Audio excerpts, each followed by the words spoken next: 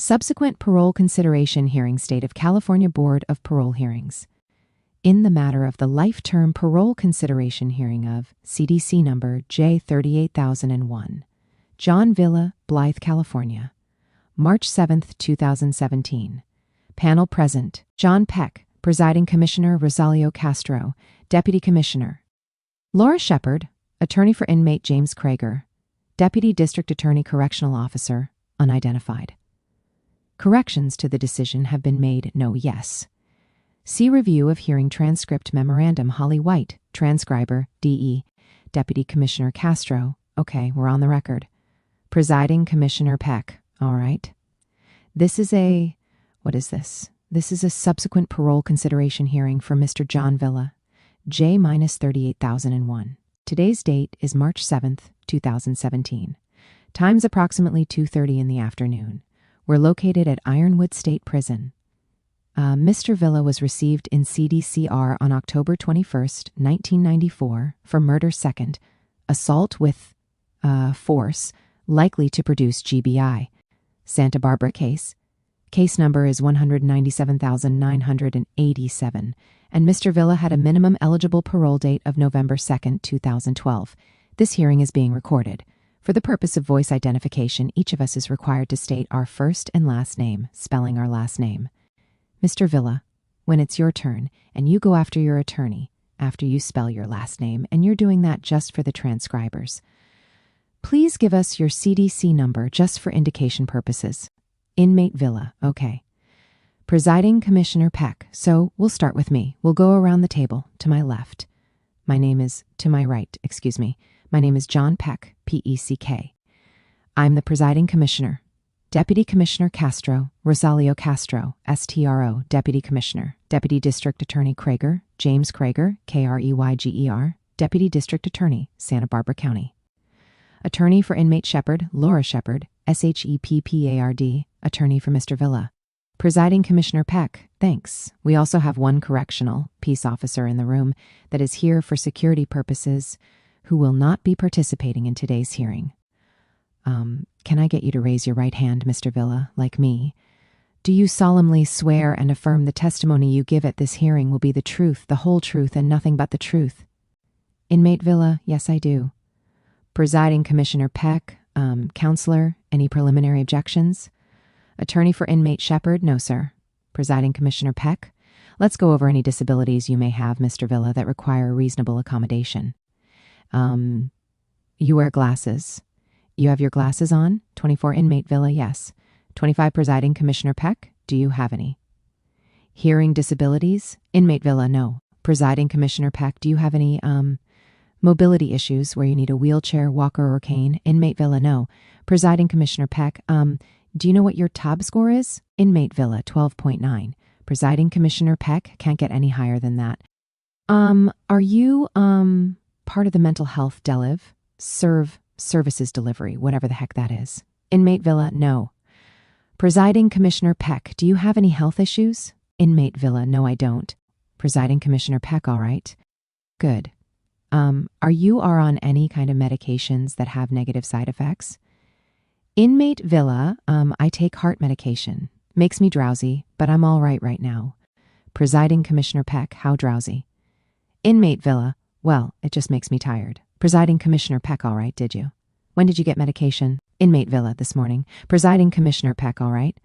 Are you suffering from drowsiness right now? Inmate Villa, no, I'm not.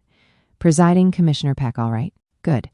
Counsel, it looks like your client's reasonably accommodated. Would you agree with that? Attorney for Inmate Shepard, yes, I agree. Presiding Commissioner Peck, all right, thank you. When was your lasting hearing? Inmate Villa, excuse me?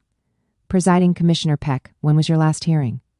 Inmate Villa, in February of 2012. Presiding Commissioner Peck, all right. We have reviewed your central file, and you're going to be given the opportunity today to correct or clarify the record. Nothing that happens here today is going to change the findings of the court. Inmate Villa, Presiding Commissioner Peck, we're not here to retry your case. We are going to accept as true the findings of the court. We're here for the sole purpose of determining your suitability for parole. We are. Going to talk to you a little bit about your personal history. We'll talk a little bit about your prior criminality. We'll talk about your life crime, why you're here. We'll talk about the risk assessment that you had with, I think it was Dr. Robinson. Dr. Robinson, yeah. We'll talk about how you've been doing while you've been in prison. We'll talk about parole plans, support letters. We'll listen to what Mr. Krager has to say about you getting a parole date today. We'll listen to what your attorney thinks about you getting a parole date today and telling us why she thinks you're awesome, if she does. And then we'll listen to you tell us why you're ready to go home. Inmate Villa, okay. Presiding Commissioner Peck, okay. Inmate Villa, yep. Presiding Commissioner Peck, all right. Then we'll throw everybody out of the room kindly, and then we'll talk about your case and rate assess all the factors and decide whether we think it's time for you to go home or not. The decisions we make here today aren't final. This is just kind of the first step. After, if we were to find you suitable, it would still have to be reviewed by decision review, the governor reads. The cases, makes his own decisions. Inmate Villa, yeah. Presiding Commissioner Peck. If it's a denial, then decision review will go through it. Sometimes the governor's office takes a look at it. Either way, if you haven't received anything in writing within 150 days, the decision usually stands. Inmate Villa, okay. Presiding Commissioner Peck, okay. I'm sure your attorney explained all this to you. She's pretty good. Real good, I should say. Do you have any questions for us before we get started? Inmate Villa, no, I don't. Presiding Commissioner Peck, all right. You, nervous? Inmate Villa, yeah. Presiding Commissioner Peck, you don't look nervous. You look, Lee, pretty relaxed. Inmate Villa, I have cotton mouth real bad right now. Presiding Commissioner Peck, you need some. Inmate Villa, if I could. Presiding Commissioner Peck, can we get him some? Water? Sure. To Inmate Villa, thank you. Presiding Commissioner Peck, you're going to be doing a lot of talking. Inmate Villa, yeah. Presiding Commissioner Peck, so am I... That's the problem. Have we met your clients? Procedural rights, counsel? Attorney for Inmate Shepard, yes. Presiding Commissioner Peck, Mr. Krager, did you get a copy of all the documents that you needed to prepare for today's hearing? Deputy District Attorney Krager, yes, I did.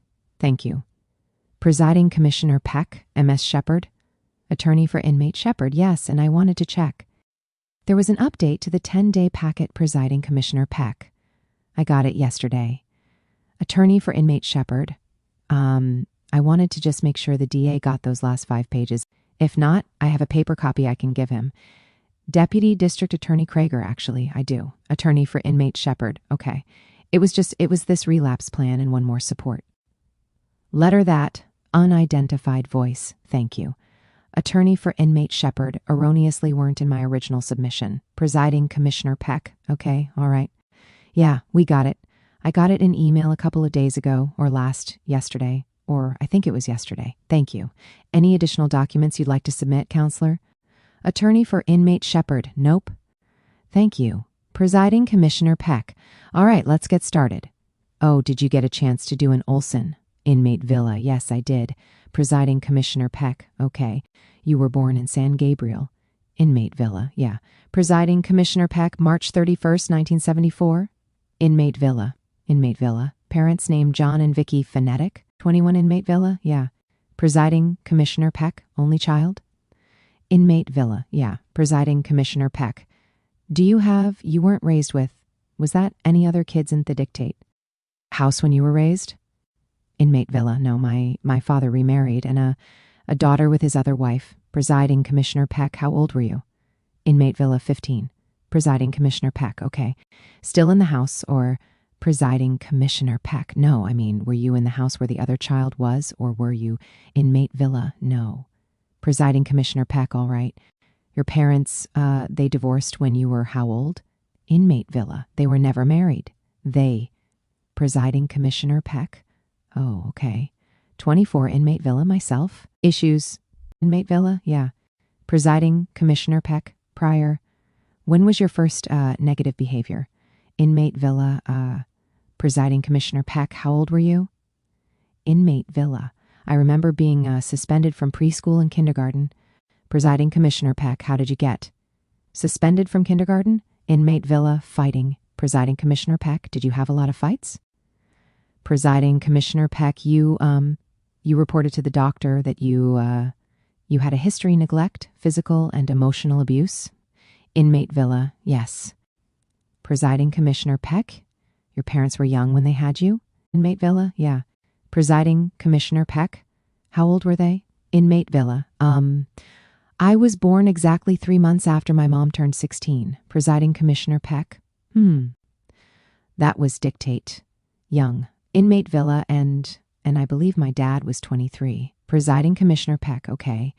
They were users? Inmate Villa, yes. Presiding Commissioner Peck, what kind of drugs were they using? Do you know? Inmate Villa, cocaine and marijuana. Presiding Commissioner Peck, were they working? Inmate Villa, my dad worked for the cottage hospital and my mom at the time worked for GTE. Presiding Commissioner Peck, what'd your dad do for the hospital? Inmate Villa, he was on the maintenance crew. Presiding Commissioner Peck, okay. Inmate Villa basically fixed anything. Presiding Commissioner Peck, and your mom, what'd she do for... Inmate Villa, she was an operator, telephone operator. Presiding Commissioner Peck, did your parents split up before they actually split up? Or were there multiple episodes of you moving around because of separations from your parents? Or Inmate Villa, no. Presiding Commissioner Peck, were you ever in care? Inmate Villa, no. Presiding Commissioner Peck, because of your abuse? Inmate Villa, no. Presiding Commissioner Peck, not any hospital trips because of the Inmate Villa. I was taken to the emergency room twice, teachers reported. Bruises on me to the police, and then they took me to Cottage Hospital. Presiding Commissioner Peck, okay. So what's your definition of emotional abuse? Inmate Villa, well, I was called, especially by my mom's first husband, Richard, I was called dirty. I was called a pig. I was called stupid. My mom used to call me stupid. Liar, stuff like that. Presiding Commissioner Peck, any sexual abuse? Inmate Villa, no dictate. Presiding Commissioner Peck, how did your parents, your mother or your father, deal with discipline with you? Inmate Villa, they would beat me up. Presiding Commissioner Peck, you ever suspended, other than the fighting in kindergarten, any other suspensions for behavior issues? Inmate Villa, I acted out a lot in school when I was a kid, especially when my mom and dad were together. But it was mainly a lot of fighting. At 13, Inmate Villa, yeah. Presiding Commissioner Peck, West Side, Tinies, Inmate Villa, Presiding Commissioner Peck, were those 25 Inmate Villa, yeah. I have gang-related dictate tattoos. Presiding Commissioner Peck, what are they? Inmate Villa, most of them just say West Side or VWs. I have Presiding Commissioner Peck, what VWS? Is that what you said? Inmate Villa, yeah. Presiding Commissioner Peck, oh, okay. Inmate Villa, and then I have another that's Santa Bruta on my stomach. Presiding Commissioner Peck, okay. Anything Southern or Southern related on you? Inmate Villa, no. Presiding Commissioner Peck, you ever hang around with the Southerners in prison? Inmate Villa, yeah. Presiding Commissioner Peck, me? Inmate Villa, no. Presiding Commissioner Peck, you ever spend any time at Pelican Bay? Did they lock you up in Pelican Bay for anything? 24 Inmate Villa, yes. 25 Presiding Commissioner Peck, how long were you? 1 in Pelican Bay. Inmate Villa, I went in and out 4 different times of the last time I was validated. I did at least 5 years up there, though, in and out, in the shoe. And then I was on a yard briefly. I was on B, yard twice. Presiding Commissioner Peck, did you debrief? Inmate Villa, yes, I did. Presiding Commissioner Peck, okay, what year did debrief? Inmate Villa, CU, checked in October 20th, 2005, and it was finalized in 2007, I believe was when I got my chrono 2007 or 8, and then I was released to Lancaster in 2009. Presiding Commissioner Peck, why'd you debrief? Why'd you want to get out? Inmate Villa, I couldn't do it anymore. When my whole life, growing up the way I grew up, I thought if I was a gang member, I would be something. And I went all the way with it. And that's why I did what I did to Carlos. Presiding Commissioner Peck, HMMM, 24 Inmate Villa, and 25 Presiding Commissioner Peck, why'd you debrief? Inmate Villa. When I lost my mom in 2000, something inside me broke. Presiding Commissioner Peck. Inmate Villa, and I wanted to debrief then, but I was a coward, and I kept going along with what I was doing, and it just wasn't me anymore. And I couldn't find the strength to finally walk away. And I got in a class with another soldier. Presiding Commissioner Peck. Inmate Villa, and he was given a pass. And at the time, it was like my ego said, I can use this. I'm going to leave for this. But getting into recovery and doing my steps, I understand I was trying to get out of there the whole time once I lost my mom. But that was what I blamed, was a pass that was given to someone else. But what it was is I didn't have it in my anymore. Presiding Commissioner Peck, what do you mean I didn't have it in me anymore? Did you get empathy, feel bad about what you were doing? Inmate Villa, when I lost my mom, that was the first time I ever thought of Carlos and what I did to him and his family. 25, Presiding Commissioner Peck, were you on a dictate? Were you on a hit? Were they they greenlight you? Inmate Villa, no. Presiding Commissioner Peck, or anything? Inmate Villa, no, they didn't. But yes, I felt empathy the first time in T, 2000 for Carlos, but I knew I couldn't feel that way. It didn't go with what I believed, and I was afraid of leaving what I had based my life on. Presiding Commissioner Peck, hold on a second, I'm looking at your file right now. What'd they call you? Inmate Villa, Joker. Presiding Commissioner Peck, why'd they call you Joker? You don't seem like you're that funny. Inmate Villa, I guess I used to crack a lot of jokes a lot. Presiding Commissioner Peck, how'd you get indoctrinated into the Inmate? Inmate Villa, well, when I first came in, I didn't want to be like anybody else. And I know that because of the house I lived in, everything being out of control, I wanted to be in control of everything I could. I didn't think I was ever going to get out, dictate. Presiding Commissioner Peck, Inmate Villa. So I first came in, I was in Wasco as my reception, and my neighbor was a guy that was supposed to be in line to get me. Presiding Commissioner Peck, Inmate Villa. And so I buddied up to him. I studied how he talked to people, how he carried himself. I held weapons for him. And when I left there, I went to Folsom. I gravitated towards the guys that had already done short terms. Bless you. Inmate Villa, I had already done short terms where I already connected, and again, I started mimicking these guys. I was learning what to do. I was making weapons, holding weapons. I would get kicked down some drugs. I would sell the drugs. I would, whatever it took. Presiding Commissioner Peck, why'd you join the street gang and the Inmate Villa? And Presiding Commissioner Peck, because you told it me. Dictate. One Inmate Villa, yeah, Presiding Commissioner Peck, that was kind of a tricky question there. Inmate Villa, no, I agree. Yeah, I founded that gang at the end. Presiding Commissioner Peck, why'd you form that gang? Inmate Villa, at the time on the west side, there was one gang, one clique on the west side that was still active, and they were bullies. Presiding Commissioner Peck, Inmate Villa, the guys from the projects, and they were trying to tell us how to walk to school and where we could go, and me and a couple other, no, they're not going to do this to us. And again, in order for me to feel, I had to feel important. And I didn't want to be told what two guys were like, do, or else I would have joined the projects. And so I formed my own thing. And once I did that, it was a drug to me. Presiding Commissioner Peck, you lived together, Amber, when you were 19, 22 with.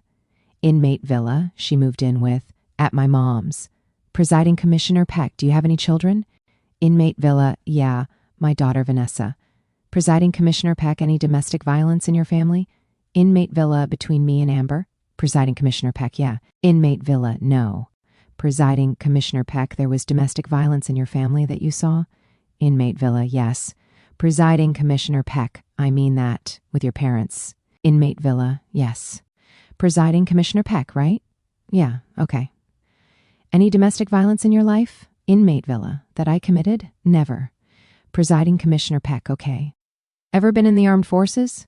Inmate Villa, no. Presiding Commissioner Peck, you have any substance abuse history in your life? Inmate Villa, yes. Presiding Commissioner Peck, I gotta tell you, I think you're the first person I've ever seen that had a high risk. I mean, this is just something high risk in 2011 and a low risk in 2016. I don't think I've ever seen that before. We talked about that because that is like Inmate Villa. Yeah. Presiding Commissioner Peck. I know the transcriber just wondered what the heck I was doing, but I'm not telling. Okay. What kind of drugs or alcohol were you involved in when you were in the community and in prison, if you used in prison? Inmate Villa. In the community, I would smoke weed. I drank. I did coke. I tried meth, and that was it. Presiding Commissioner Peck. What about prison? Inmate Villa. In prison, I smoked weed in the county jail. I drank once in the county. In prison, I drank one time, and I gave all of that up. Presiding Commissioner Peck.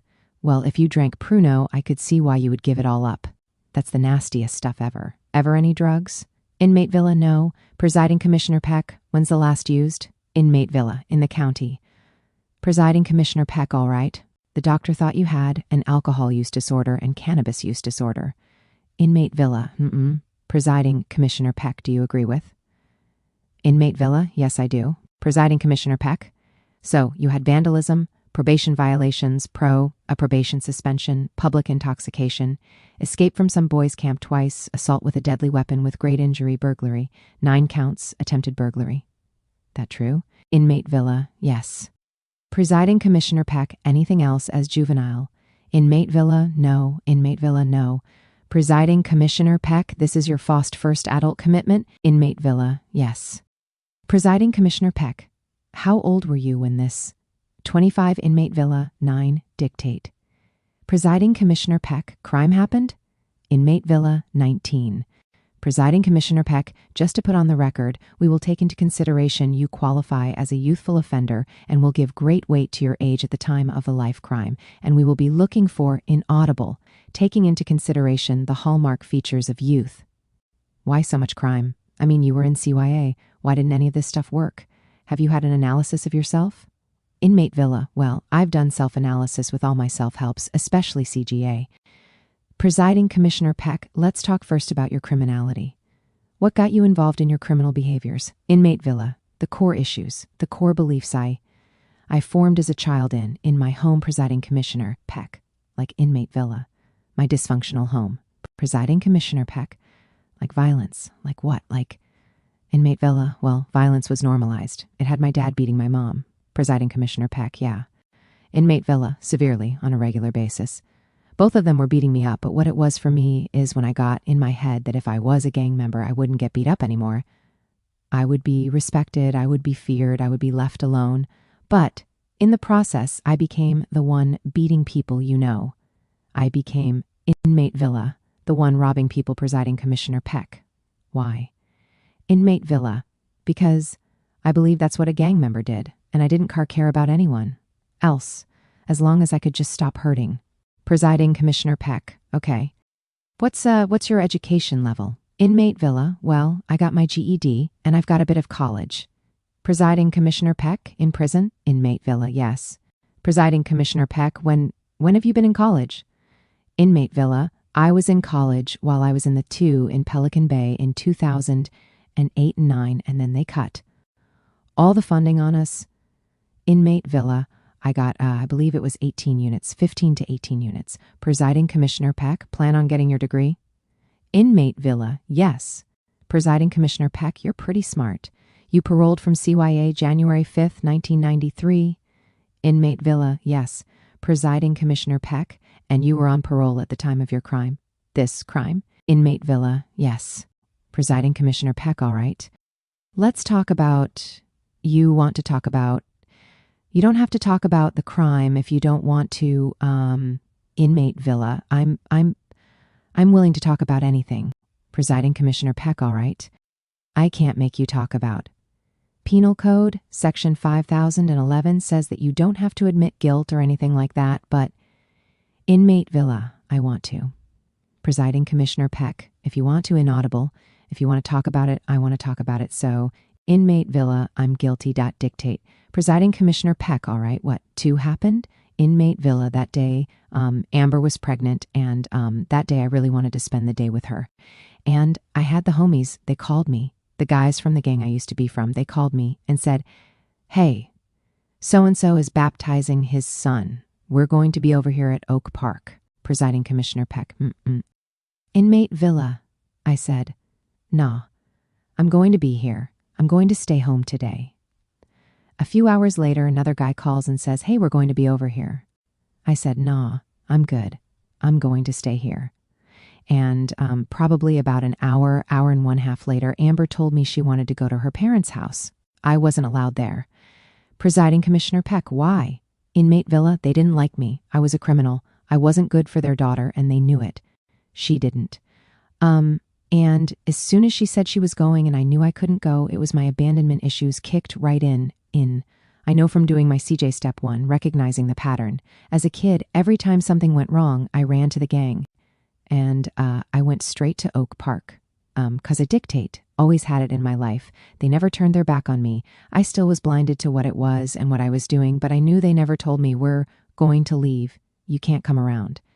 And Amber didn't say that, but that's what I felt and that's what I heard. And so I went to that party and I already was angry, and then I got to drinking. And we moved over to the apartments, and we had several run-ins with some individuals in a car. We had 2 run-ins with some individuals in a car, and they said they'd be back, and the guys I was with were worried because these guys were older. They said these guys are going to come back for real, and that's when we decided to get a gun. And when they came back and they took off running, I wanted to set an example. Presiding Commissioner Peck. Inmate Villa, and I chased them down, and that's when I shot Carlos. Presiding Commissioner Peck, why'd you shoot him? Inmate Villa, because I was the leader. I wasn't going to let nothing slide. Presiding Commissioner Peck, what they do to make it where you thought you had to make an example. Inmate Villa, they didn't do anything. But in my mind, they weren't afraid of me. Presiding Commissioner Peck, Inmate Villa, they weren't afraid of my game. They had the nerve, in my mind, to come back. Presiding Commissioner Peck was like, one of them beat up before this. Inmate Villa, that came out later, that the day before, one of them's little brother got jumped by guys from the same gang as me. Presiding Commissioner Peck, Did you, Inmate Villa, and Presiding Commissioner Peck, did you know about that? 21 Inmate Villa, no way, Presiding Commissioner Peck, were they older? How old were they? Inmate Villa, 29, 30, 31. Presiding Commissioner Peck, so they were little, quite a bit older than you then.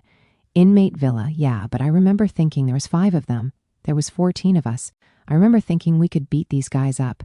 Presiding Commissioner Peck, why'd you have the gun? Inmate Villa, I didn't have the gun. Presiding Commissioner Peck, you ended up with the gun. Inmate Villa, I took the gun. Presiding Commissioner Peck, yeah, how did you, why did somebody grab a gun? Why did you end up with it? Inmate Villa, well, like I said, my co-defendants, they said these guys aren't our age. These guys are older. They're going to be serious about what they're talking about. So we went and got some guns, and we came back.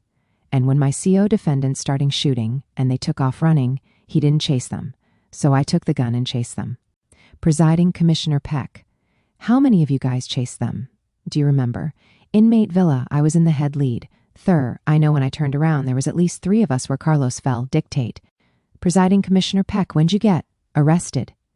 Inmate Villa, 2 days later. Presiding Commissioner Peck, what'd you tell the cops?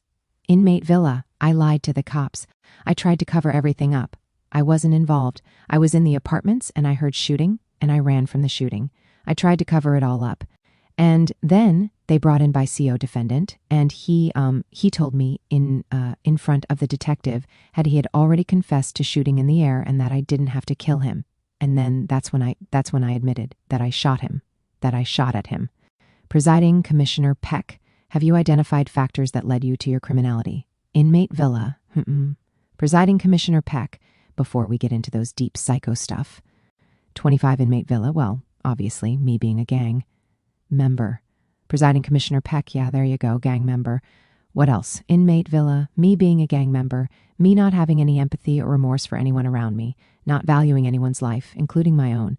I didn't believe the law was for me. I lived by fluid laws that we made on the streets. To me, those were, and then ego was outrageous.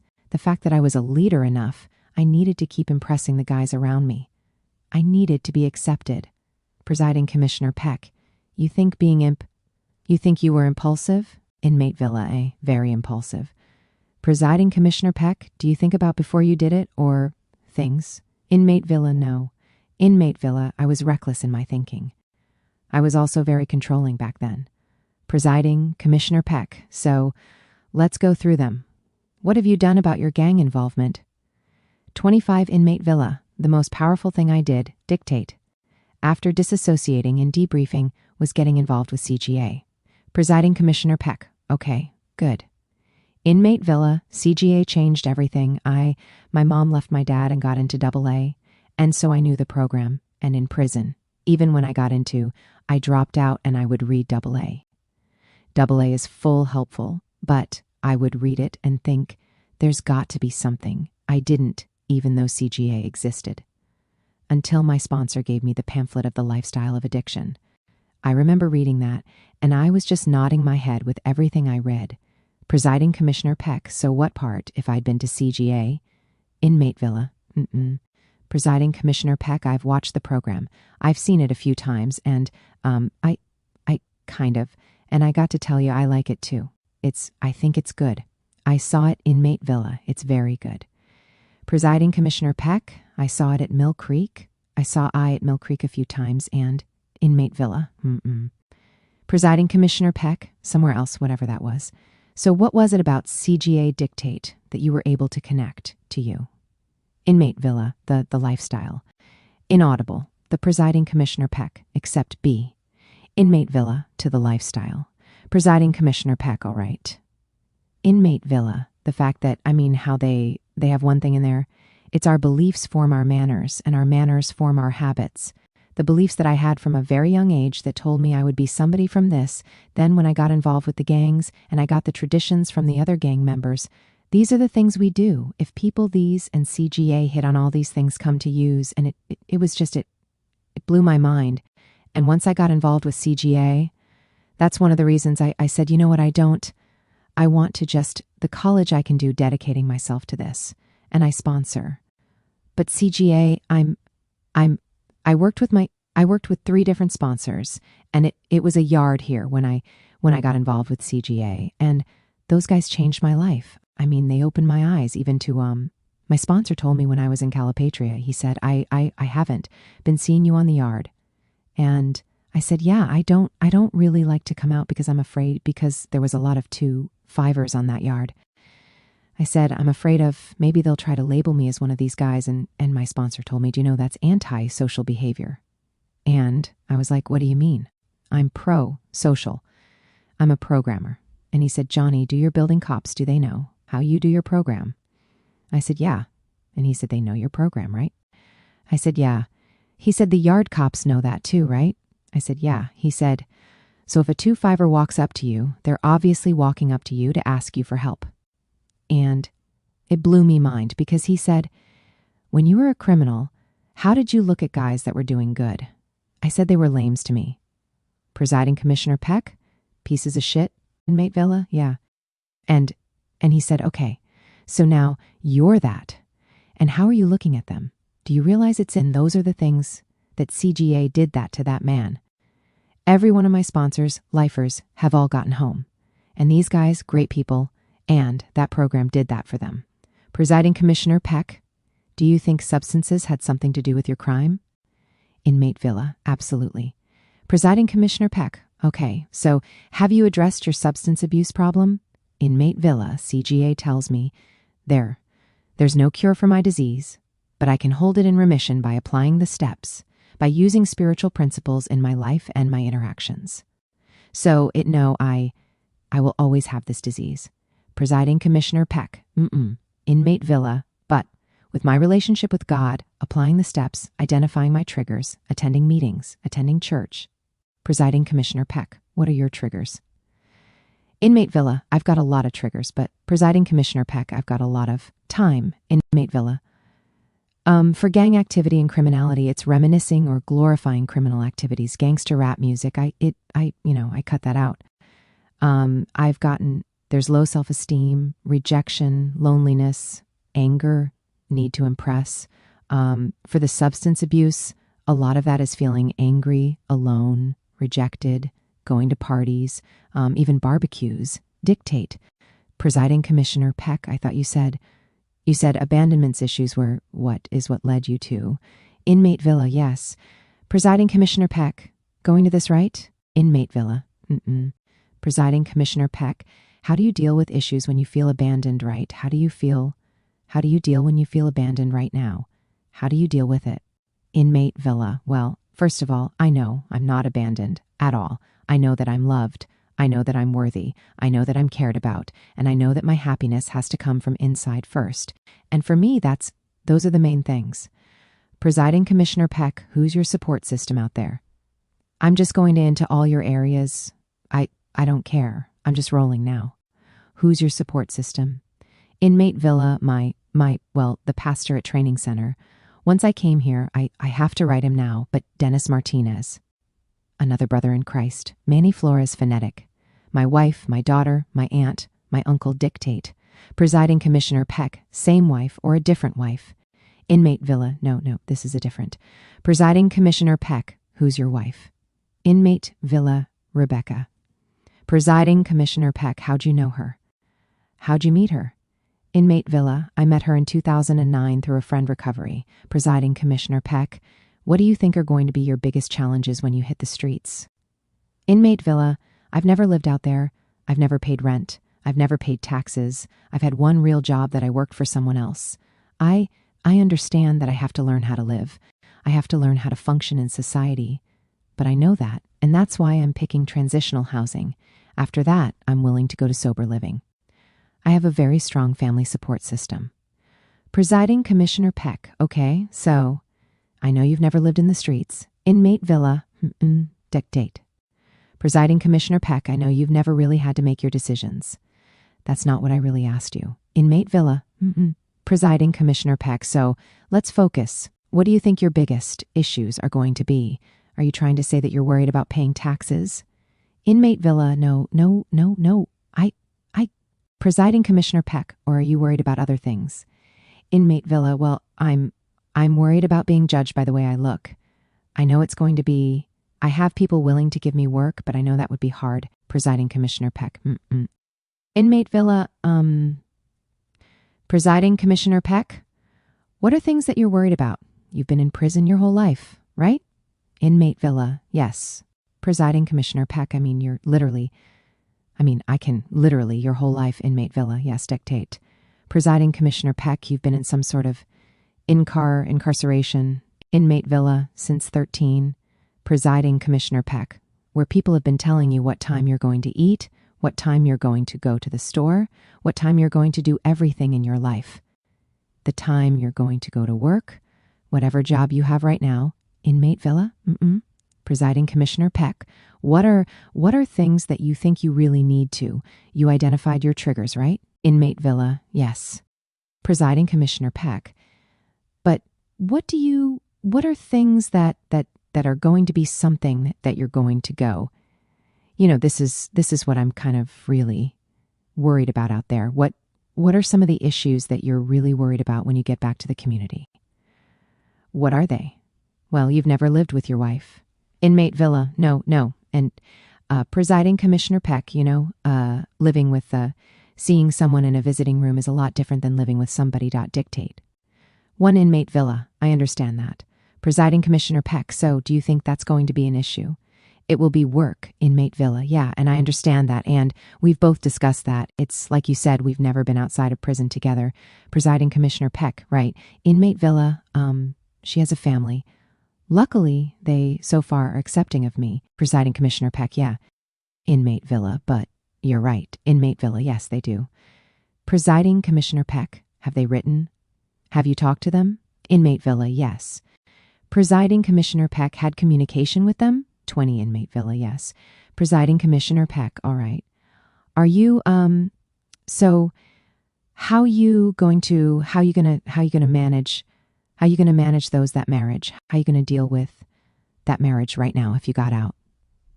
Inmate Villa, I'd like to get into AVP with her. Presiding Commissioner Peck, yeah. Inmate Villa, I'd like to get into counseling because there I have issues. Presiding Commissioner Peck, yeah. Inmate Villa, I have issues as far as not ever being out there. Inmate Villa, and she's a woman who's independent and needs to be. Presiding Commissioner Peck, what does she do? What's her job? Inmate Villa, right? Right now she's involved in a workman's comp case. Presiding Commissioner Peck. Oh, so she's home. Inmate Villa, she got hurt at work, yeah. Presiding Commissioner Peck, what did she do before? Inmate Villa, she was a dental assistant for many years, and then recently she was office clerk. Presiding Commissioner Peck, okay. Where? Inmate Villa, in LA. Temple Medical Center, dictate. Presiding Commissioner Peck, okay. Inmate Villa. She would she worked at a workman's comp clinic, picking up patients and dropping them off. Presiding Commissioner Peck, all right. So, are you going to be the teacher or the student when you get out in the streets? Inmate Villa, I'm going to be the student. Presiding Commissioner Peck, wife says, what are you doing? That's idiotic. What are you going to say? Listen, I've got a wife, so I can say. Inmate Villa, she's right, she's. Presiding Commissioner Peck, this kind of stuff, so you know. Inmate Villa, no, but she's right. I mean, I can't go out there and think I have the streets figured out. I've failed every single time I was out there. Luckily now, my ego isn't going to be in the way. Presiding Commissioner Peck, that's right. Is your ego going to get in the way of you being successful in the community? Inmate Villa, my ego got me in here. My ego got me to hurt people repeatedly. Presiding Commissioner Peck, so what are you going to do when she says something like, no, dictate. We're not going to do that. And you've been running stuff since you were, how old? Inmate Villa, 13. Stuff since you were 13. Right? Inmate Villa, yes. Presiding Commissioner Peck, how are you going to manage that? Inmate Villa, I'm going to be fine with that. Presiding Commissioner Peck, how? Inmate Villa, well, Presiding Commissioner Peck, what's your self-talk going to be? Inmate Villa, positive. Positive self-talk. Here's the thing. This, Commissioner Roberts kind of touched on this the last time. Presiding Commissioner Peck, Commissioner Roberts is a pretty smart guy. Inmate Villa and Deputy Commissioner Castro, let me add something that. Inmate Villa, Deputy Commissioner Castro, what if she tells you that in front of one of your best friends? Inmate Villa, I'm going to accept it. Me, if she says something that's out of control, out of anger, hopefully we can step into a separate room and discuss that. Presiding Commissioner Peck, let's say inaudible. Say it doesn't happen that way. Let's say that she basically calls you an idiot in front of your friends. Inmate Villa, that's not a very healthy relationship. Presiding Commissioner Peck, yeah. Guess what? It happens. Inmate Villa, it does. Presiding Commissioner Peck, so how are you going to deal with it? Inmate Villa, I'm going to have to just accept. Deputy Commissioner Castro, would you rather be happy or right? Inmate Villa, I would rather be happy. Attorney for Inmate Shepherd, marriage counseling or parole hearing. Inmate Villa, I would rather be happy. Presiding Commissioner Peck, oh, it's kind of the same thing. Right now it's kind of the same thing. Attorney for Inmate Shepherd, fair enough, dictate. Inmate Villa, but just quickly, real quick, what I wanted to say about with Commissioner Roberts was he kind of went on the same line of questions, as far as I always was in control. Presiding Commissioner Peck, yeah. Inmate Villa and getting deeply into my self-help. I've been offered to chair AA meetings and CGA meetings, AVP, and what I really took from what Commissioner Roberts told me was, every time I've controlled something, I never learned everything. Presiding Commissioner Peck, yeah, absolutely. Inmate Villa, it was only my voice I heard. And so I've stepped back from everything, and that's when I've got the most growth. And so that's why I say, if my wife tells me something, yes, I would rather be happy than right, but I understand that.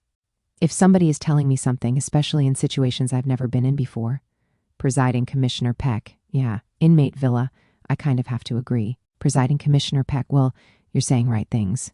Inmate Villa, Presiding Commissioner Peck, I hope you mean what you say. Dictate. Inmate Villa, I absolutely do mean that. Presiding Commissioner Peck, I'm glad to see that you learned how to be the student rather than the teacher. Inmate Villa, Presiding Commissioner Peck, I was going to into that already, but since you've already covered it, I'm good. I'm good with your answer. Inmate Villa, yeah. Presiding Commissioner Peck, you want to go transitional housing, is that what you said? Inmate Villa, yes. Presiding Commissioner Peck, what are we going to do if other gang members are in there? Inmate Villa, I will not be discussing where they are from. Presiding Commissioner Peck. Oh, I mean, you're a dropout. Inmate Villa, I am. Presiding Commissioner Peck, Mexican Mafia. I got to tell you, I was a gang investigator for a long time. You ain't exactly going to be a real popular guy out there. 25 Presiding Commissioner Peck, or maybe your dictate. Going to be real popular WH in another way, so how you going to deal with that? Inmate Villa, well, here's the thing is, I chose the training center, and there were other NF dropouts, Emma dropouts that went to that program, and they've succeeded, and they've been doing very well out there, and they are part of my support network if I'm granted parole. Presiding Commissioner Peck, do you know why most people come back to prison? Inmate Villa, because from my understanding, it's problems with women. Presiding Commissioner Peck, well, sometimes. I have done a lot of we used to do a lot of, they were kind of hearings that we used to do. We don't do them so much anymore because the counties handle them. But in my experience, most of them came back because of substance abuse. Inmate Villa? Oh, yeah. Presiding Commissioner Peck, they came back and they relapsed. They had a huge relapse. It was a huge relapse problem because, frankly, the biggest issue is that they didn't know it was going to be that hard. And they didn't understand that the AA that they took in prison isn't really going to prepare them for the problems that they are really going to deal with on the streets. That's Inmate Villa, yeah. Presiding Commissioner Peck, just the facts of life. I mean, I had one guy that I talked to, and he said I didn't know it was going to be this hard. So, have you thought about how hard it's going to be? Inmate Villa, I've thought about it. I know I can't imagine how hard it actually will be, but I know I have support. It's not just going to be on me. I know from talking with others who have gotten out and come back, they say when they did relapse is when they thought they had it figured out, and they stopped talking to their sponsor. They stopped going to meetings. They stopped going to church. They started making excuses of why they didn't need it. Presiding Commissioner Peck, are you going to go in the community? Inmate Villa, yes, I am. The training center has the meetings at training center as well as CGA meetings at training center and church. Presiding Commissioner Peck, well, good. Well, you know what they say. If you want to go finding a drinking buddy, go to an AA meeting, dictate. Inmate Villa, yeah. Attorney for inmate Shepherd, not at the training center. Presiding Commissioner Peck, I believe you. But when you get through with the training center and you go out there, and if you're going to AA groups in the community, there is a certain element of people that do have an alcohol problem that are just going because of county mandated stuff. So make sure that if you get a date, make sure that you don't. It's not the same. Inmate Villa, no. Presiding Commissioner Peck, it's not the same thing. All right. So let's talk a little bit about one more thing, and then I'm done. Maybe. I always say that and then never really am. What level did you get to in the Mexican Mafia? Did you have a building? Were you just a soldier? Were you in charge? Did you have a leadership role? And if you did, what was your leadership role? Inmate Villa, I was a high-ranking associate, and I ran a yard. I ran AdSegs. I was giving authority to conduct any business I wanted in Santa Barbara County, as well as any prison, as long as I gave a heads up if there was another member or a top-ranking associate involved. Presiding Commissioner Peck, okay. I have no more questions. Do you have any questions for him? Deputy Commissioner Castro, well, in that position, what sorts of, did you order any violence, any assaults? Inmate Villa, never on the streets. But I did a lot in prison, especially running the yard. It was everything the Southerners did. It came through me. Deputy Commissioner Castro, so what kinds of things are we talking about? Inmate Villa, stabbings. Deputy Commissioner Castro, you say that stabbings. How many do you know? Inmate Villa, throughout my CDC career, I was either involved in or ordered some type of way, probably close to 40. Deputy Commissioner Castro, that's all prior to you debriefing? Inmate Villa, yes. Deputy Commissioner Castro, in 0506. Inmate Villa, yes. Deputy Commissioner Castro, all right. Nothing else regarding dictate. Presiding Commissioner Peck, all right. He Deputy Commissioner Castro, the conviction. Presiding Commissioner Peck, the risk assessment. I'm just going to incorporate it by reference because nobody wants to hear me read this whole thing. Inmate Villa, we do not. Presiding Commissioner Peck, especially me. Attorney for inmate Shepherd, did you see the memo about the RE-do that they had to do on this one? Presiding Commissioner Peck, yeah, I did. Attorney for inmate Shepherd, okay. So, you've got the redone version. Presiding Commissioner Peck, I've got the reversion. Attorney for Inmate Shepard, right? Presiding Commissioner Peck. I've got the redone version. The Revised Comprehensive Risk Assessment is the title. 21 Attorney for Inmate Shepard. Okay. Presiding Commissioner Peck, it's its own. It's in Watchdocs, so I don't know if you have it in Watchdocs, but the heading says, the heading. Deputy Commissioner Castro, Cown. Since we're on the record, counsel just supply me with that because mine does not say revised. Presiding Commissioner Peck, inaudible. Let's take 10 minutes. Would you like to review it for 10 minutes? And then we'll come back. Deputy District Attorney Krager, I would actually, inaudible. Presiding Commissioner Peck, so let's take 10. Thank you. Of Deputy Commissioner Castro. Okay, back on the record. Presiding Commissioner Peck. All right, you met with Dr. Robinson November 30th, 2016. Is that right? Inmate Villa. Yes. Presiding Commissioner Peck. All right. And the information that's in the Child and Adolescent Development section of the risk assessment, was there anything inaccurate in that you saw? Inmate Villa. No. I don't remember really anything dictate. Presiding Commissioner Peck. Okay, good. Well, I just want to go over it and make sure that the information that we have up, I don't, how about the adult development? Did you see anything in there that was significantly inaccurate? Inmate Villa, no. Presiding Commissioner Peck, no. Inmate Villa, no. Presiding Commissioner Peck, criminal history. Was that accurate? Inmate Villa, yes. Crime? Inmate Villa, yes. Presiding Commissioner Peck, okay, good. What I'm basically doing is just making sure that the information that was presented in these risk assessments are not written for you. They're written for us, right? Inmate Villa, yes. Presiding Commissioner Peck.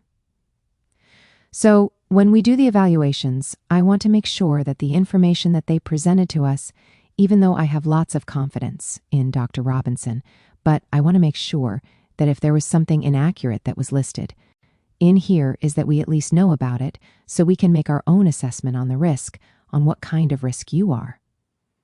Attorney for Inmate Shepard, for what it's Presiding Commissioner Peck, not your rel. Attorney for Inmate Shepard, if I may, Commissioner, I'm sorry. There were quite a few inaccuracies in the 2011 report, and we addressed that to Dr. Robinson so that she knew. Presiding Commissioner Peck. Okay, that's good. You were given a high rating in 2011. Inmate Villa, yes. Presiding Commissioner Peck, who did that one? Inmate Villa, Dr. Steinfurt. Presiding Commissioner Peck, I don't know who that is.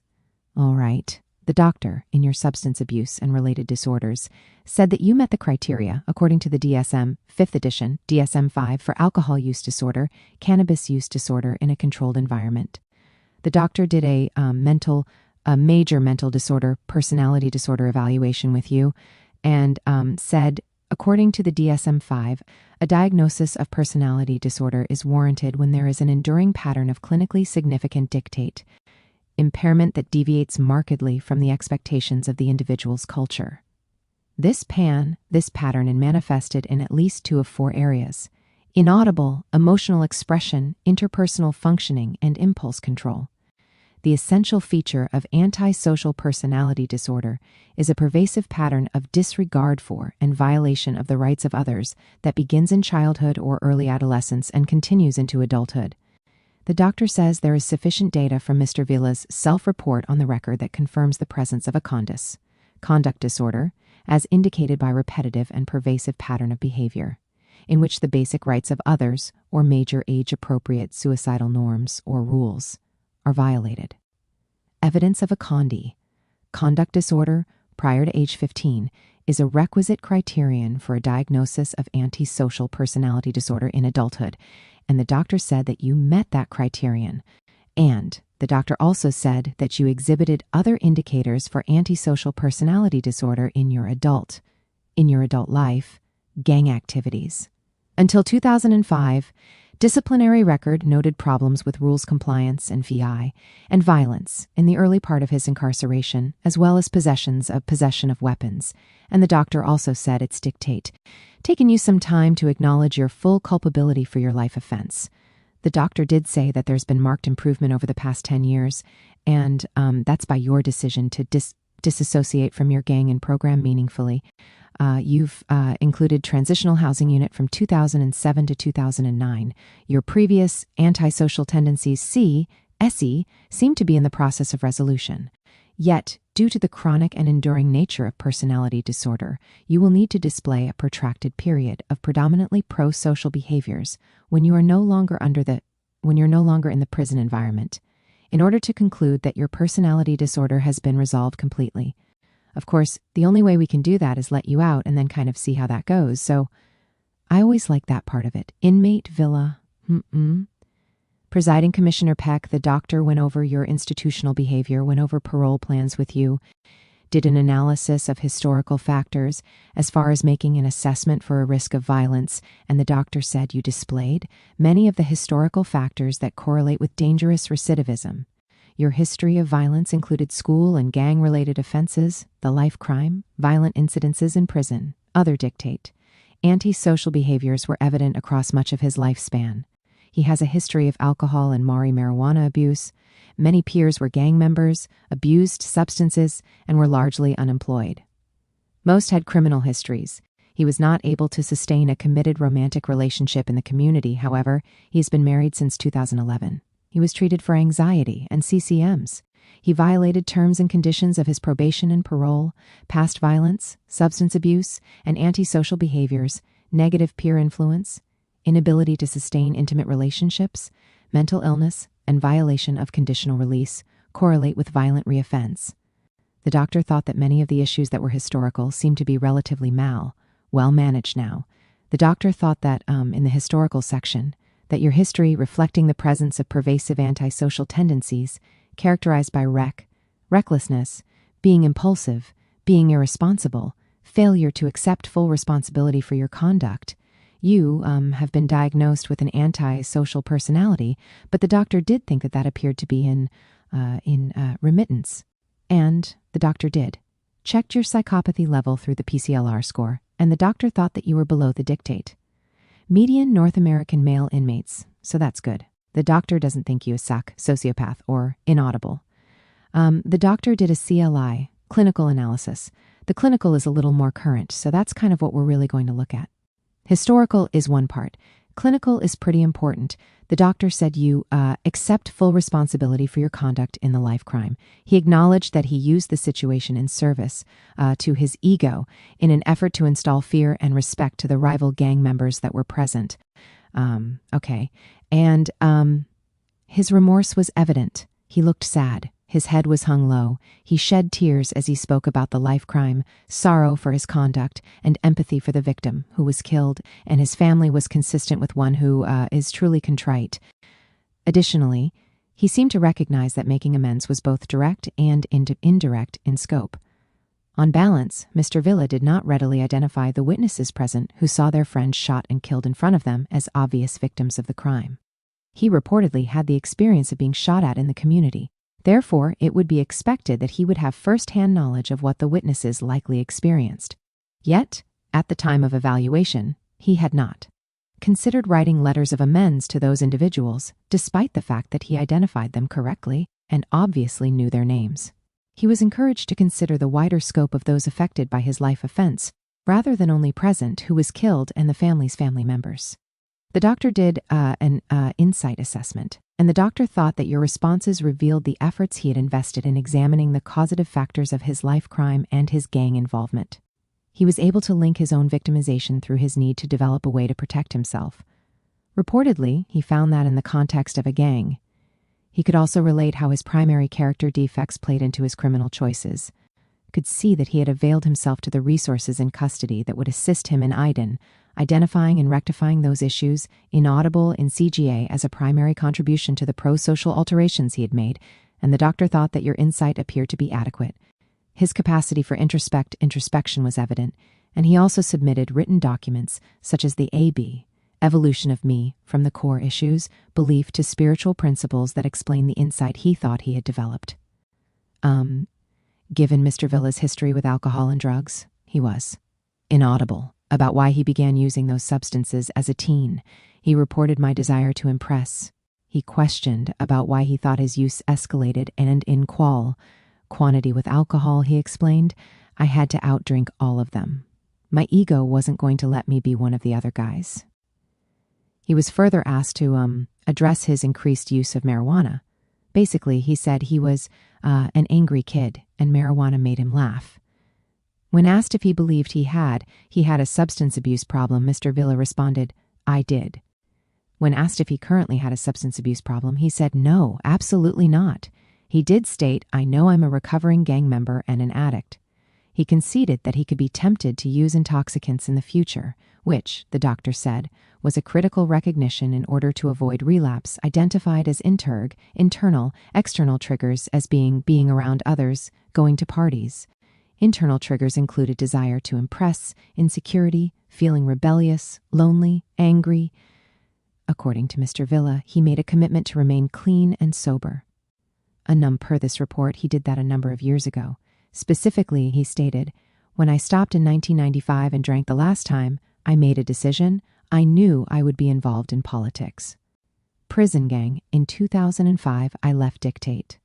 Everything gang-related. The doctor said that PAA's past behavior is a good predictor of future conduct, since he has consistently attended groups and integrated the 12-step recovery principles in his current environment. It's reasonable to conclude that he would behave similarly in the community. He has also enhanced his odds of continued abstinence by finding local meeting places in the community, as well as a sponsor. As long as he stays aligned with those proactive measures, his prognosis for remaining sober in the community was relatively positive at this time. The doctor did an analysis of risk management factors. The doctor said few risk management issues were apparent for Mr. Villa. That's good. The doctor took into consideration youthful offender, as we will. The doctor was questioned why his conduct at age 19 was so reckless and impulsive, and Mr. Villa answered, "Because of my defects of character, I didn't value my own life or my own freedom, so I didn't care about anybody else's life." Admittedly, he did not consider the consequences of behavior in advance at that age. He noted, "I was too impulsive." When asked, Mr. Villa claimed that he had but one positive influence in his life that could have persuaded him to move in a more pro-social direction, and that was his girlfriend Amber.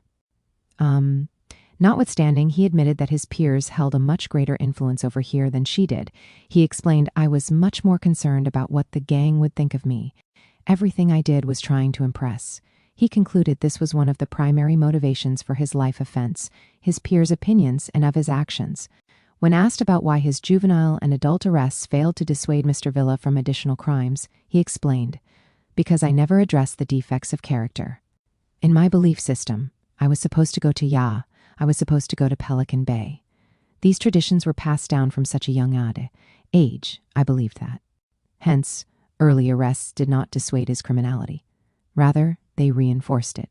When questioned about whether he believed he had truly changed since entering CDCR, Mr. Villa said, "Yes, because I've overhauled my belief system. I've dropped out of the gang. I've been able to identify my defects of character, and I developed a strong relationship with God." The doctor said that, in general, it seems that Mr. Villa made some significant maturational gains and developed insight into his former associate lifestyle. He has taken steps to plan for parole in a manner that reflected his awareness of ongoing recovery and accountability to assist him. He would like to participate in transitional residential program as his first steps to reentry, if it's possible.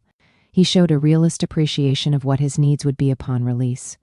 The doctor said, in combination of Mr. Villa's improved disciplinary record, programming efforts, spiritual endeavors, and enhanced insight into his antisocial conduct, suggested that the former qualities of his youthfulness that did not comport with pro-social norms were no longer prominent issues for him. He has been able to sustain these behavior improvements over the past 10 to plus years, which suggests that they were not transient in nature. As long as he maintains his current course, it could be reasonably expected that he would hold present gains. The doctor thought you were a low risk.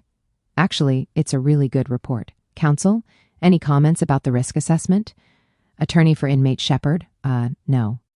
Presiding Commissioner Peck, Mr. Villa, anything you'd like to bring up about the risk assessment? Inmate Villa, no. Presiding Commissioner Peck, all right. Commissioner. Deputy Commissioner Castro, thank you. Mr. Villa, I am going to talk to you a little bit about the activities, or what we call post-conviction factors activities, since coming to prison. Some of them have already been mentioned, like In the academic area, we mentioned your GED already in 96 and your college courses that you took. And in work, we noted that you worked as a porter in the kitchen, canteen, yard crew, and as a clerk, and your reports have been positive. I don't see any problems there with work. Vocations, UM. You completed office services and related technologies. Inmate Villa, yes, sir. Deputy Commissioner Castro, in 2014. Inmate Villa, Deputy Commissioner Castro, and you obtained a paralegal certificate for civil litigation in 2006. Inmate Villa, 3 of them. Deputy Commissioner Castro, 3 of them. Inmate Villa, yeah, in 2006, I believe, in 2000, and 2 in 2012. Deputy Commissioner Castro, are they all related to paralegal and just? Inmate Villa, yes. Deputy Commissioner Castro, different areas? Inmate Villa, personal injury and torts, dictate, civil litigation, and then a whole certificate that just says paralegal. Deputy Commissioner Castro, okay. And the main one was in 2006? Inmate Villa, no, that was 2012. 2006 was civil litigation. Deputy Commissioner Castro, all right. Any other vocations? Inmate Villa, no, there was no OV, no opportunity. Deputy Commissioner Castro, all right. In the self-help area, we already talked about some of the issues, but I note that you've participated since the last hearing in AA NA, AVP, Basic and Advanced. You've been doing that for some years, since 2012. Con correspondence courses, and things like success on the job, parenting, and stress management. You did CGA, of course, you mentioned, which had a big impact on you. Also, I saw you participated in the prison letters for the struggling youth, and did a workshop on insight.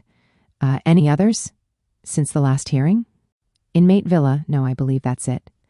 Deputy Commissioner Castro, all right. And the report mentions that you know the 12 steps. Dictate. Inmate Villa, Deputy Commissioner Castro, can you just give me an example of how you practice them, how you use them? Inmate Villa, the one that I use often is step 10.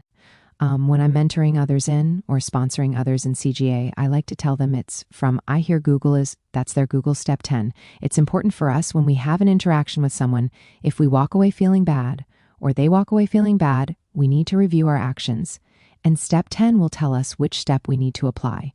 A lot of times, if someone walked away mad, or we did, that would be step 3, our self-will. Step 6 are defects of character. Step 7 are shortcomings, but step 10 is the one I always like to apply to my daily life. Deputy Commissioner Castro, and in self-help, I think probably you mentioned already that the biggest impact was from CGA, correct? Inmate Villa, yes. Deputy Commissioner Castro, because that just made more sense to you when you were discovering it. Inmate Villa, what it was at the core of my problems the belief that if I'm a gang member, I dictate, based my whole self-worth on it. So finding a program that could show me the errors in that thinking, the traditions that I believed, that was why it was so big for me, because my drinking, my drug use, I never did it alone. I did it with the homies. I did to hang out. I did it to fit in, and I couldn't just fit in. My ego made to where I had to be. I had to drink more than them. I had to smoke more weed than them. So my foundation is CGA, but CGA encompasses everything. Deputy Commissioner Castro, do you have any character defects today?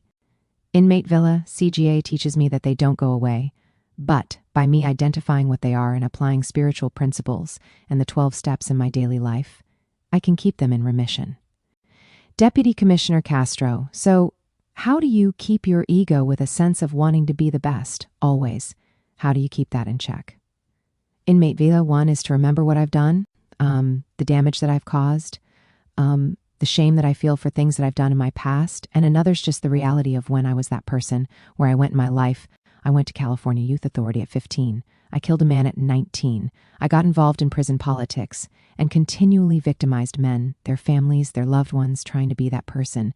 And keeping that stuff in mind and knowing I don't ever want to be that person again. Deputy Commissioner Castro, you mentioned your ego's what got you here. Inmate Villa, yes.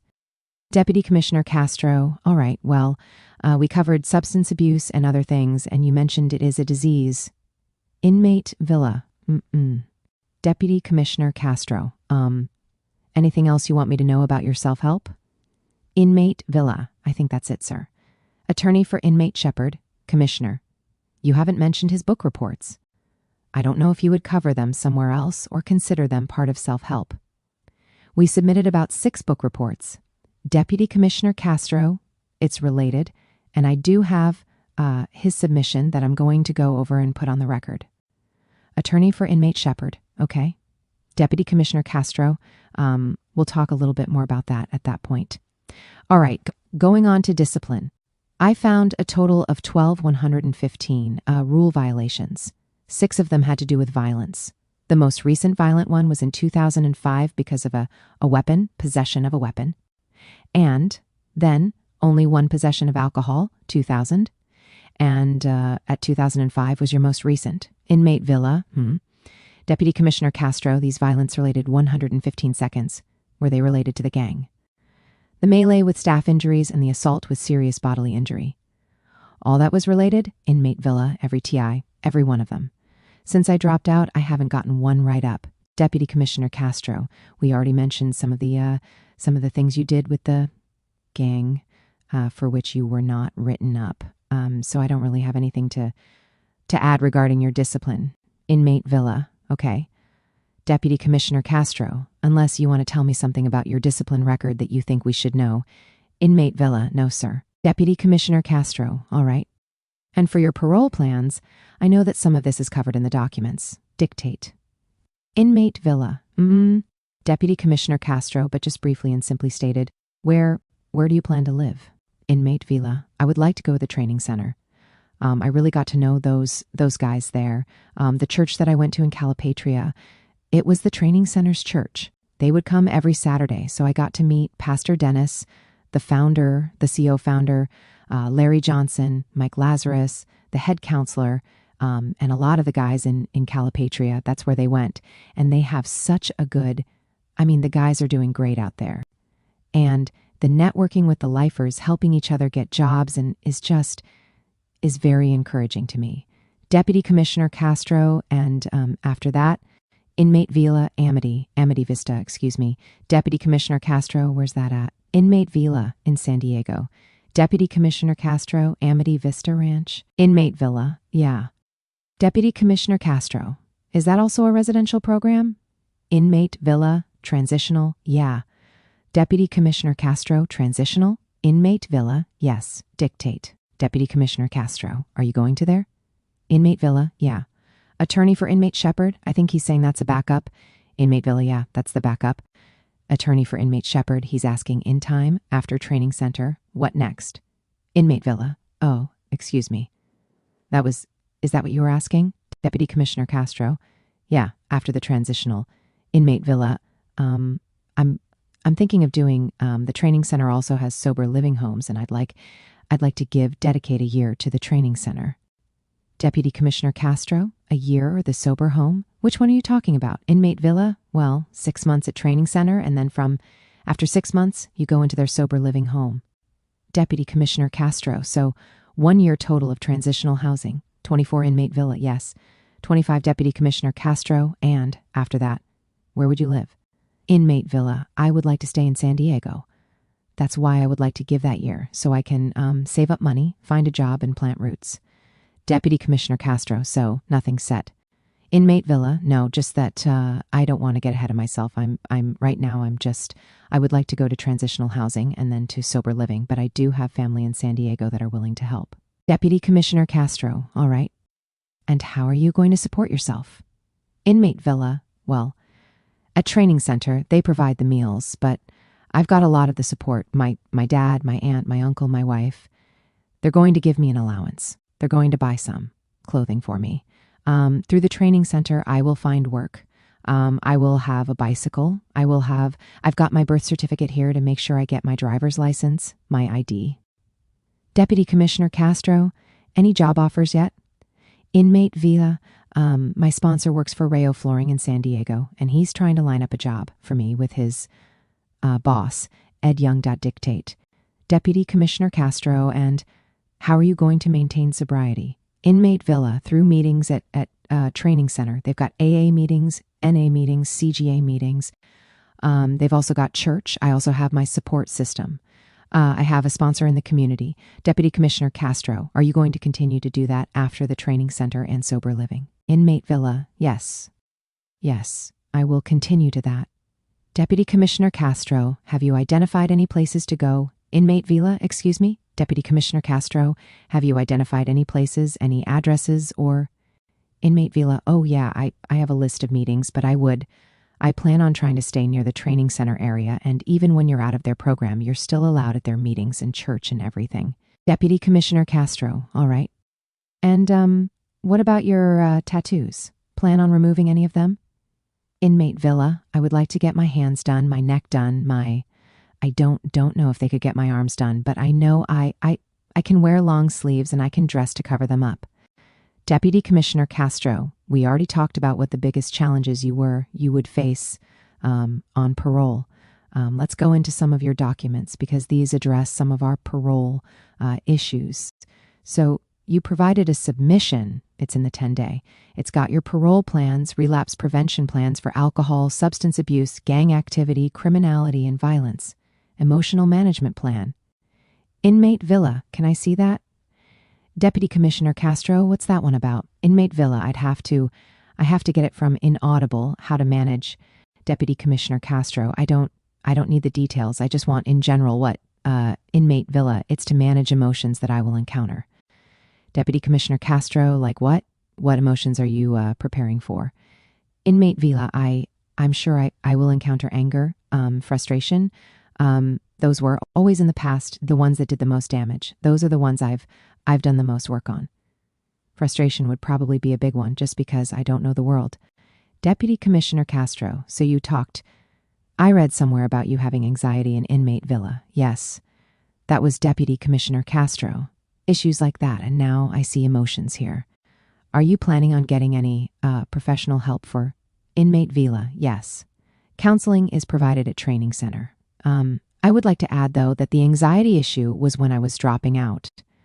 It was a huge life change to me, and I had a lot of anxiety over that. It was DA, basically, turning my back on what I believed for so long and fear of, what if these kinds find out and they don't move me out in time?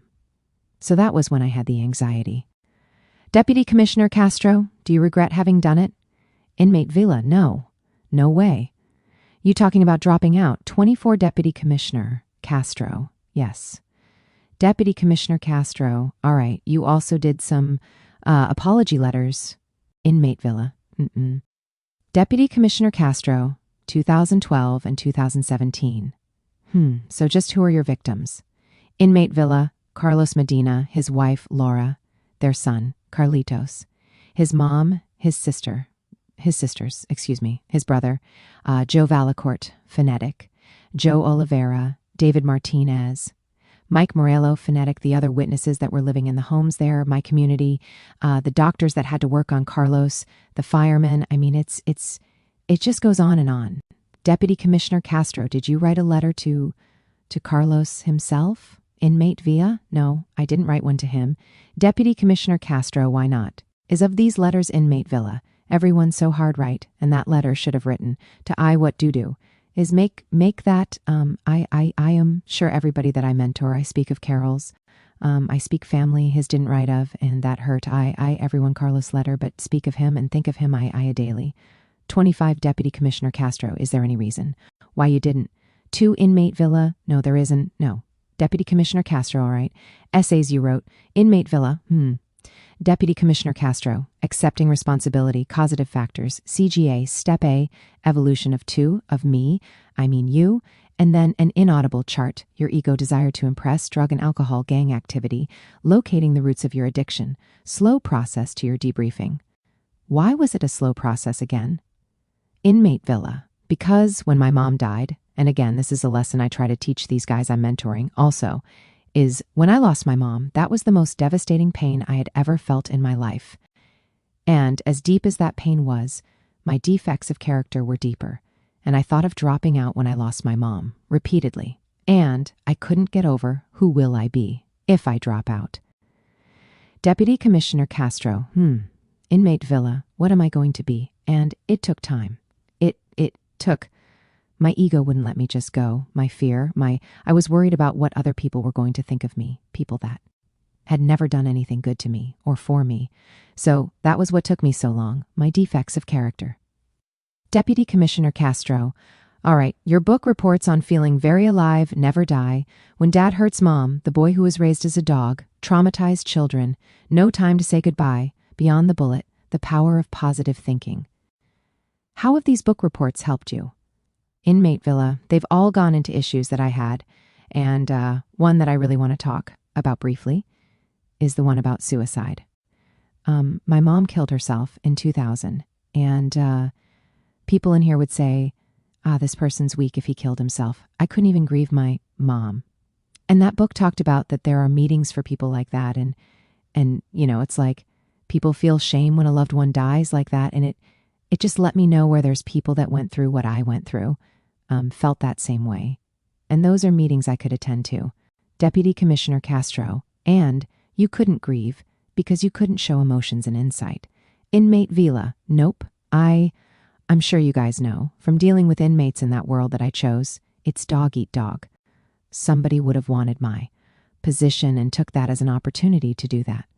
Deputy Commissioner Castro, were you in a leadership position at that time? Inmate Villa, at that time, no, there was no leadership actually, because we had just had the right in 2000 at Pelican Bay, and I was actually offered the yard, but I refused because the FBI was there. It wasn't anything noble. I did want to get validated at the time, but I was one of the influential guys on the yard. Deputy Commissioner Castro, all right, and you have your support letters here. The Amity Foundation, your father offering residence, financial support, clothing, transportation. Kimmy Hurst, stepmom Santa Barbara, offering support. Rebecca, your wife, offering home, transportation, support. Delund Umbries Phonetic, an aunt. Reuben Umbries, the uncle. Kayla Phonetic Villa, sister. Inaudible. Sarah Corona, stepson, stepdaughter-in-law. David Amaya Phonetic, a friend, who's an ex-lifer. Esteban Sierra Phonetic, a cousin. Heinley Phonetic Castro, cousin in Riverside. Romo Garcia Phonetic. Inmate Villa, Jaime Phonetic. Deputy Commissioner Castro, Jamie, Inmate Villa, yeah, dictate. Deputy Commissioner Castro, Jaime Castro, Romo Garcia. Who's the one that offered you the job? Inmate Villa, that was my Uncle Reuben.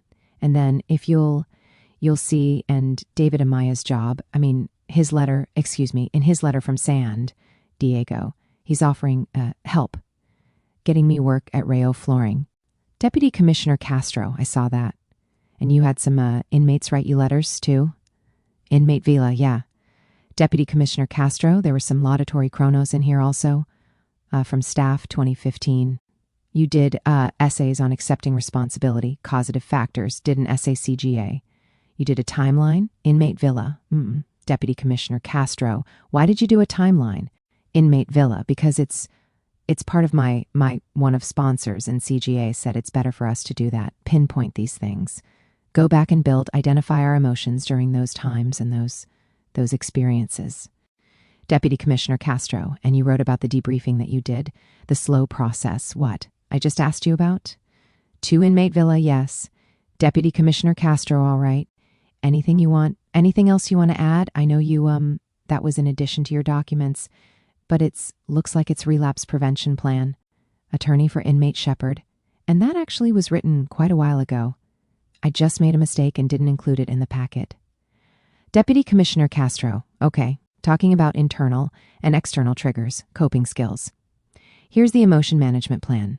Inmate Villa, Deputy Commissioner Castro, letter from training center, and that's it. Well, I don't have any other questions, unless you want me to know something else about your future plans. Inmate Villa, no, that's it. Deputy Commissioner Castro, so are you humble now, or do you still have that ego thing? Inmate Villa, no, I'm humble, sir. Deputy Commissioner Castro, are there any positive sides to that ego that you used to, that displayed so? 25 Inmate Villa, I think personally it's okay to be proud of my daughter's achievements. It's okay to be proud of the growth, but I don't see any reason to be egotistical about anything. Difference? Inmate Villa, to me, in just the way I've grown up and the way I've lived, being egotistical was a negative for me. But I've always been proud of my daughter, and in changing my life, I have learned to be proud of myself, and those have been positives for me. Deputy Commissioner Castro, when you were talking about relationships, you went into a situation where you thought that you might question that not being a healthy relationship? Inmate Villa. Deputy Commissioner Castro, when someone embarrasses you or in front of your friends or whatever, how can you tell when something is a good ego, something that it's okay to be proud of, and to inaudible and something that's part of this negative ego that you had? Inmate Villa, I think it's fine to be proud of something that's positive, something that's helping others, something that's based on love, on caring, on stuff like that. But if it's something that has dictate, anything to do with hurting someone else or disrespecting someone else or trampling over the rights of someone else, I don't think that's right at all. And in my past, that's what I did. I didn't even notice anybody else's rights or their own worth. I didn't do that in my past. Deputy Commissioner Castro, I have nothing else, Commissioner. Presiding Commissioner Peck, any questions the DA for the panel? Deputy District Attorney Krager, I do, and it's kind of, on the face it might sound kind of stupid, but I wonder if you would ask, because Presiding Commissioner Peck, inaudible, just favor. Do me a Deputy District Attorney Krager, app, if you t, because I want this to be clear. If you ask me a question and then I ask him a question, I'm not a parrot, so I might as well not even be here because that's just cross-examining him, except me saying the words. Deputy District Attorney Krager, yes. Presiding Commissioner Peck, now if you have a question for the panel and I think I need to ask it to him for clarification, then it becomes my question. Deputy District Attorney Krager, okay. Presiding Commissioner Peck, so if you just phrase it toward me. Deputy District Attorney Krager, it's, okay, that's what I was doing. Presiding Commissioner Peck, no, just don't. Except the part when you say, can you ask him, and then that kind of takes the whole thing out of it, right? Deputy District Attorney Krager, okay.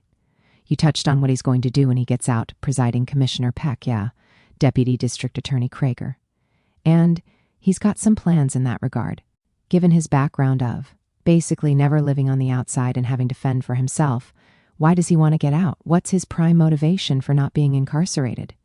Inmate Villa, because I don't, first of all, I'm not the person that I was presiding Commissioner Peck, okay. Inmate Villa, and I do not the person I am now. I'm humiliated by what I did.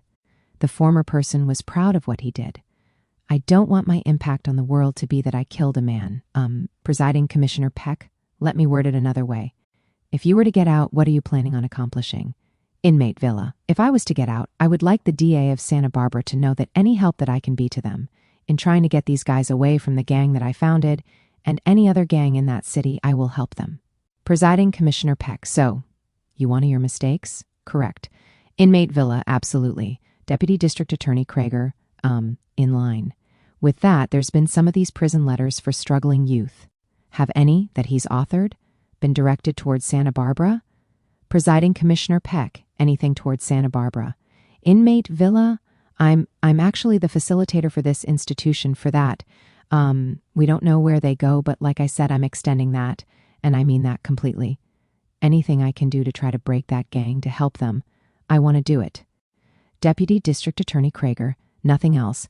Presiding Commissioner Peck, questions for your client. Attorney for Inmate Shepard, I just have one. You've written it, but you haven't actually been asked. Do you have remorse, and what does that feel like for your life crime?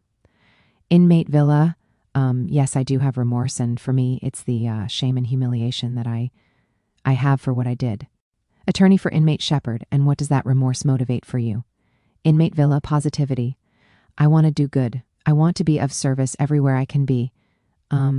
If that's sharing my story, if that's the training center offers off the streets program, riding along with officers, picking up these kids and explaining what can happen to them, then I want to do all that. Attorney for Inmate Shepard, I don't have any other questions. Presiding Commissioner Peck, inaudible close. I'm sorry, Krager. Deputy District Attorney Krager, very, very briefly, this is a presents a very difficult situation, I think, because the crime obviously was very serious murder, gun use, gang-related. But as in all cases, the issue is present danger, and more so in this one probably than many others, because we can sometimes bootstrap the crime when it's super heinous into what we're going to look at and discuss. I don't see that here. What I see is that 24 years is a long time. It's not really 24 years. It's something like 10 or less. And before that 10, things were really bad. I mean, he was an associate for the Mexican Mafia. There were violence, there was write-ups, and he also got a really bad psych report last time, which has been turned around. So I'm left with, I just want to read one thing from the prior hearing in the transcript from the commissioner. It's on page 154, and it's line 23. And if I were you, I would concentrate on some of the areas that this psychologist discussed with you, because obviously you've given them the impression that resulted in a real negative, in some ways negative psychological report. So he did do that. And is it because he's smart? He's really smart. It is because he just did it because he's really smart, or is it because it's very sincere and it's true? And 10 years after a lifetime of being involved in gangs and being locked up and everything else, being a shot caller, the ego thing, is not such a long time, given the problems and temptations and the difficulties that will be presented. No matter much one thinks about it or fantasizes what it might be like, it's not the same as actually being there, if your wife calls you an idiot in front of somebody else. But I honestly have to tell you, I can't, for the record, tell you that I found him incredible or not sincere, and I wish there was another psych report, because that conflict still bothers me. But what we have here on the record, I can't point to anything to tell you that there's a present danger right now. Submitted. 25, Presiding Commissioner Peck, thank you. Dictate. Attorney for Inmate Shepard, thank you. Well, I appreciate the district attorney's balanced view on this, so I'm just going to go through some of the factors favoring suitability. First of all, his age, 42, is an age that reduces the probability of recidivism. In particular, you all have been trained on the statistics that show that the symptoms of antisocial personality are known to drop off precipitously after the 4th decade, and that's where we are. The youth offender factors, the great weight that the panel should give to the hallmarks of youth, those hallmarks were all in play here. I think most significantly, the environment, that he was not able to extricate himself and the severe impact that had on him. The clinical risk assessment points out that he didn't grow out of those youthful, impetuous, reckless fet features right at the ear, early 20s. But that's because once those defects become ingrained, it does become harder to eliminate them. But the clinical assessment does say he's made significant maturational gains, and that's a quote, and that his current gains are not transient in nature. So it took him a little longer to grow out of those factors. But that doesn't mean that they weren't in play, and that the board doesn't need to give great weight to the reduced culpability that a person has when they're 19, because of the environment that they're raised in and the underdeveloped ability they have to make good decisions, as well as the substance abuse factor that affected his decision-making at the time. Other factors that favor suitability, his plans for release. I think he has very viable parole plans. I spent last weekend at a barbecue for training center residents who are former lifers, and it's a beautiful thing to see how they're supporting one another. In fact, David Amaya, whom is my client's mentor, was there, and just to see how he is doing after 2 or 3 years out on parole, it really is a positive environment that helps them to, or provides the opportunity for them to support one another, network for one another. It was really cool to see. So that's the environment that he'll be going to. But then he also has, apart from the nonprofit organizational resources, he has a family and a wife that have stood by him and will be there for him. His record in the institution, certainly the first 20-something years, not 20-something, the first 14 years were bad, but the last 10 have excellent, starting with his 1 debrief and then a sincere commitment to changing his 2 mindset through the self-help programming and addressing 3 those defects. And the clinical risk assessment, again, says those gains are not transient and are likely to be maintained. So whether 10 years is a long time or not, the question before the panel is it long enough to prove to you that there going to be maintained when he's released. And in every way that we can demonstrate while in custody, he has demonstrated that those gains are going to be maintained. Signs of remorse. He's shown those in writing. He's shown those in his presentation today. When he first talked about the crime earlier, he was tearful. The psychologist said that she felt that he was sincere in his remorse and contrite, and he's shown that most importantly through his actions over the last 10 years. Living a life of amends is the most sincere way to demonstrate remorse. Some people are good actors. Some people can say whatever they want, but to choose to live your life in such a way that it's lived for others in honor of your victim, that's the truest demonstration, and that has been revealed by Mr. Vila's life over the past decade. Acceptance of responsibility. He didn't minimize anything today about. The life crime. Certainly in the past, especially at the time of the crime, at the time of the probation report, he did. But he's come a long way, and he's not pulling any punches in terms of his responsibility.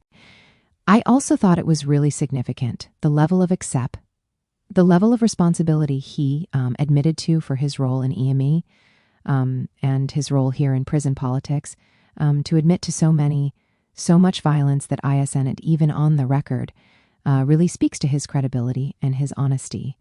And that only comes with changing your mindset and being willing to condemn the person that he used to be in the way that he now does. And then lastly, that covers all of the factors that favor suitability under the code. Oh no, I missed one. Sorry, committed the crime as a signif, as a result of a significant period of stress in his life. At 19, he had spent his entire youth being abused and witnessing severe abuse by both of his parents, and that has a serious impact, as we know childhood trauma does on a young person's development. So that's in play, and I didn't say institutional activity, but the institutional activity over the past 10 years has enhanced his ability to function in society, both in terms of marketable job, skills, education, and, most importantly, addressing the causative factors and changing his own mindset. And then, finally, the risk assessment is highly supportive of parole. It's true that it's rare to see a change from high all the way down to low from one report to the next, but there's been a nearly 6-year gap between those reports. It was early 2011 to the end of 2016. The prior risk assessment, I hate to say it, included a lot of factual errors that I think increased the doctor's assessment. But most importantly is just that in those last 6 years, Mr. Vila did take to heart everything that he learned at the last board, everything he learned about himself from the psych assessment, and he put it into effort, and he changed in accordance with it. Understanding and being able to identify one's issues is the first step to change. And in 2011, he still needed to identify a lot of those issues. And that's what the board process and the FAD phonetic report did for him, and he did exactly what he was supposed to do. I just want to highlight 2 statements from the clinical risk assessment. The first one is that in the clinical domain, he evidenced none of the risk factors for violent recidivism, and in terms of his history of behavior over the last 10 years, the clinician dictate concluded it would be reasonable to conclude that he would behave similarly in the community. So there's your expert opinion on that. And then lastly, one of the only issues that we raised in this assessment was that he hadn't identified the friends of the victim as victims and thought. And according to the clinician, he hadn't sufficiently thought about how they were harmed. In response to that, Mr. Vila went ahead and thought through that and wrote really, I think, empathetic apology letters. And there's apology letters to all 4 of those friends who were there with Carlos that we submitted to you. And that's not, you say jump, I say how high. That's accepting feedback and putting into play. That's exactly the trait that you were looking for in Mr. Vila, in terms of no longer having to be the teacher and having to be in charge, but instead being a student and being willing to accept feedback and learn from it.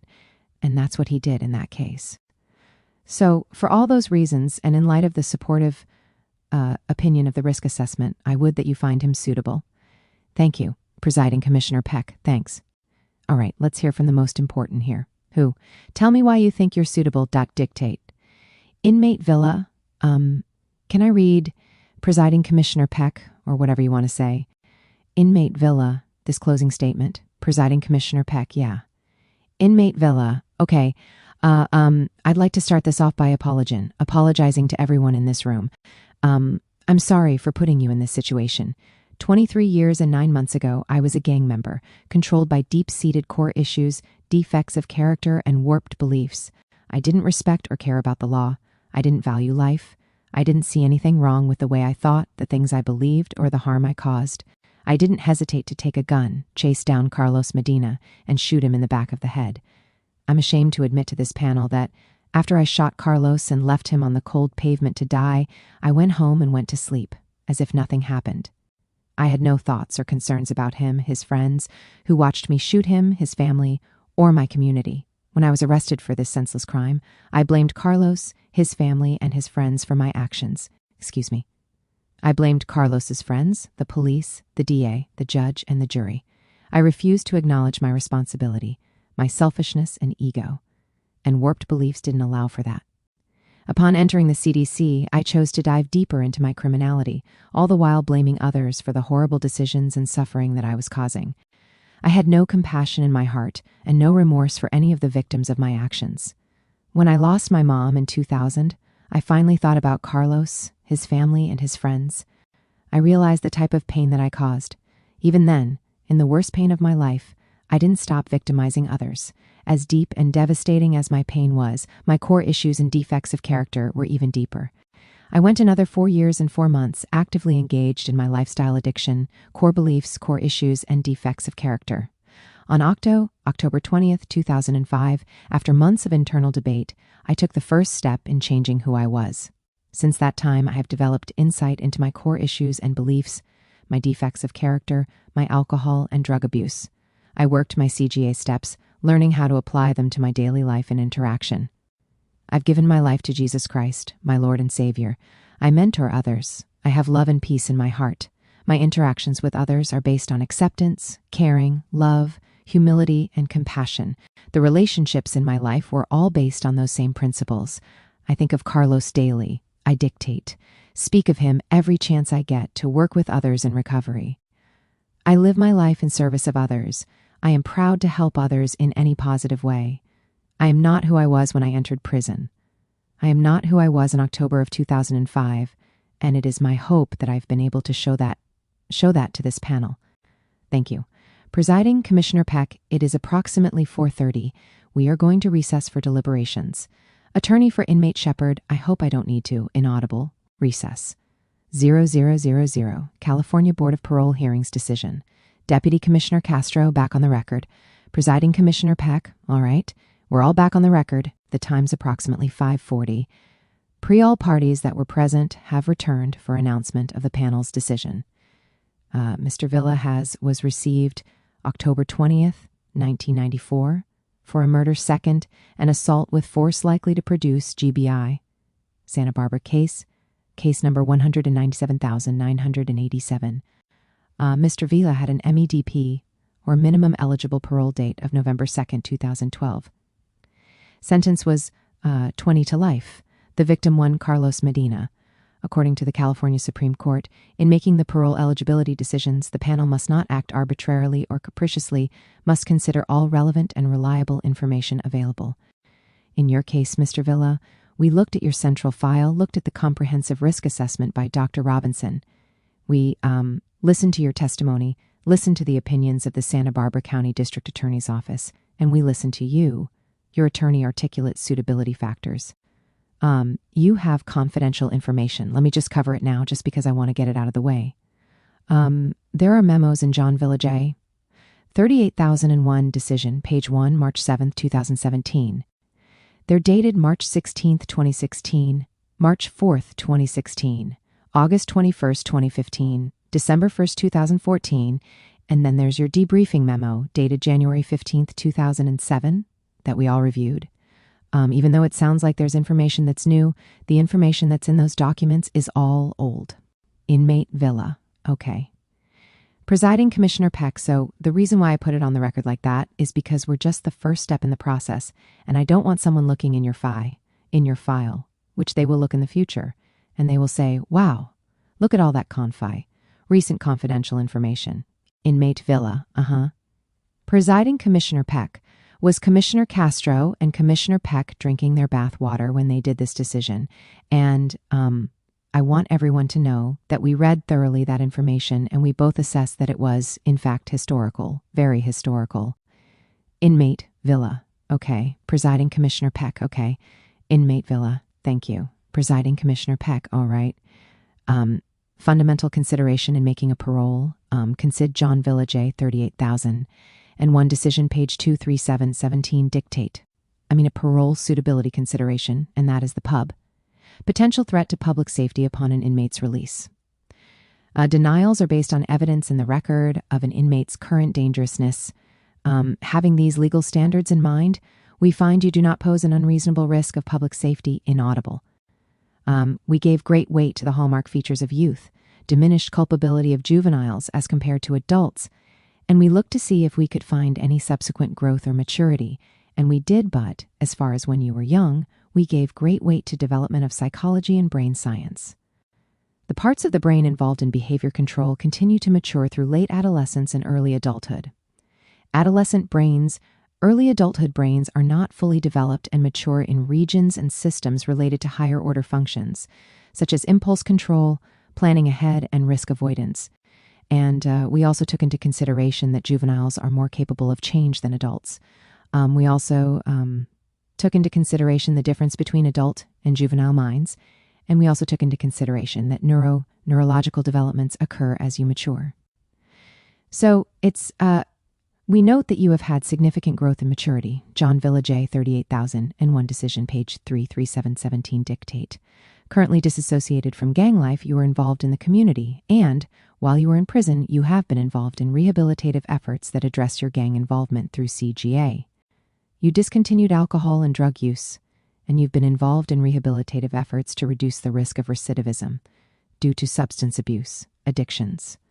According to Dr. Robinson's CRA, you've adequate insight in your commitment offense, and the doctor also indicated that your capacity for introspection was evident. We saw the same thing today. You really seemed to get in some really good understanding in your behaviors. The doctor opined that you were a low risk for violent recidivism. We absolutely came to that decision also. We think you're a low risk for violent recidivism. I reviewed your book reports, and I think your book reports were very good as far as addressing the issues that led to your criminality. You appear to have genuine remorse for your criminal behavior. Your age reduces the probability of recidivism. You accept responsibility for your criminality. Good parole plans. You have support in the community. We certainly support you going to the training center in spring. John Villa J. 38001 decision, page 43717, dictate. Valley, San Diego. You have really turned things around for yourself, sir. Inmate Villa, thank you. Presiding Commissioner Peck, you're a very intelligent individual. It was a pleasure to talk to you. I will tell you that I hope you mean what you say when you inaudible. Inmate Villa, I do. Presiding Commissioner Peck, people out. Presiding Commissioner Peck, because no one's going to listen to me about gang stuff, but they're certainly going to listen to you, and I hope your offer was genuine. Inmate Villa, it is. Presiding Commissioner Peck, I will tell you this. Everybody in prison, and I've been around prisons forever, okay? Everybody in prison thinks they are going to be fine, not to worry. So I'm just going to tell you this. You have to be vigilant, more than you can ever imagine, because the temptations out there are going to be huge. And all the issues that you thought you had addressed in this wonderful controlled environment, frankly, are John Villa J. 38001 decision, page 53717, dictate. Going to raise their ugly head at you at crazy times. You're going to have to really take advantage of your support system in the community. You think I was kidding, and you think my partner was kidding when we said, one day your wife's going to call you an idiot in public, right? And the reason why we know that to be true is because every one of us has been called an idiot in public. Not necessarily on purpose, but it happens. And you may, just as easy, call your wife an idiot in public without meaning to call her an idiot. Inmate Villa, Presiding Commissioner Peck. Relationships are sometimes challenging, to say the least. I'm not here to give you a marriage counseling lesson. Inmate Villa, okay. Presiding Commissioner Peck, but I will tell you this. In all matters, I have learned a valuable lesson, and I will share it with you. Maintain a rigid state flexibility in your life, and you will find that you can be very successful that way. And when things seem really bad, it's always best to just take a deep breath and to step back from the situation for a minute. Inmate Villa. Presiding Commissioner Peck, because things John Villa J38001 decision. Page 63717 dictate. Always look better after that deep breath. Presiding Commissioner Peck, I know you've accomplished significant things while you've been in prison, and I'm very impressed. Inmate Villa, thank you. Presiding Commissioner Peck, I think you're going to accomplish even more significant things in the community if you put your mind to it. You can be a role model. You can change people's lives. I hope you do. Inmate Villa, I hope so too. Presiding Commissioner Peck, Commissioner. Deputy Commissioner Castro, I concur. I just want to advise you to continue your good behavior, but it takes a while for you to actually get out of the prison. Inmate Villa. Deputy Commissioner Castro, the commissioner will tell you there's reviews that have to be done. So sometimes we see people do stuff in the interim, and it could all disappear. Inmate Villa. Deputy Commissioner Castro, so just be careful. John Villa J38001 decision, page 73717 dictate. About that. Inmate Villa, I will. Deputy Commissioner Castro, and when you're out on parole, same thing. You can violate parole and come back, so you're not done. Inmate Villa, Deputy Commissioner Castro. This continues into the future. Inmate Villa, yes. Deputy Commissioner Castro, like the commissioner said, yes, you have to stay vigilant. Inmate Villa, I will. Deputy Commissioner Castro, good luck. Presiding Commissioner Peck, we did term calc. We used second-degree murder, no prior relationship. We used direct. We assessed a base term of 19 years. You had 4 years. You had a lot of 115 seconds, but they were only in 4 years, so we gave you 4 ineligible years. That's 18 satisfactory years.